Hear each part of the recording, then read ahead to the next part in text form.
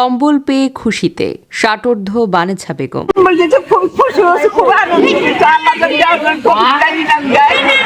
সিরাজগঞ্জ জেলা NGO federation জেলা কমিটির উদ্যোগে শীতার্ত প্রতিবন্ধী গরিব দুস্থ ও অসহায় ৫ শতাধিক মানুষদের মাঝে শীতবস্ত্র কম্বল বিতরণ করা হয়েছে।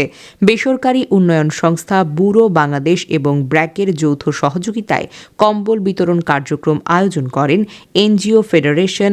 উক্ত শীতবস্ত্র কম্বল বিতরণ অনুষ্ঠানে প্রধান অতিথি হিসেবে উপস্থিত থেকে কম্বল বিতরণ উদ্বোধন করেন সিরাজগঞ্জ জেলা প্রশাসক কার্যালয়ের এবং জেলা ত্রাণ ও পুনর্বাসন কর্মকর্তা রোমানা রিয়াজ। মানুষ সবাই দাঁড়িয়ে আছে, তাদেরকে দাঁড়িয়ে রাখার মতো কাজটি করব না, তো আমি অনুরোধ করব যে অনুষ্ঠানটি আমরা শুরু করে দেই এবং একই সাথে আমি ব্র্যাক এবং ব্যুরো বাংলাদেশকে, একই সাথে এনজিও ফেডারেশন সিরাজগঞ্জকে আমি ধন্যবাদ এবং কৃতজ্ঞতা জ্ঞাপন করছি এমন একটি মহতী উদ্যোগের জন্য।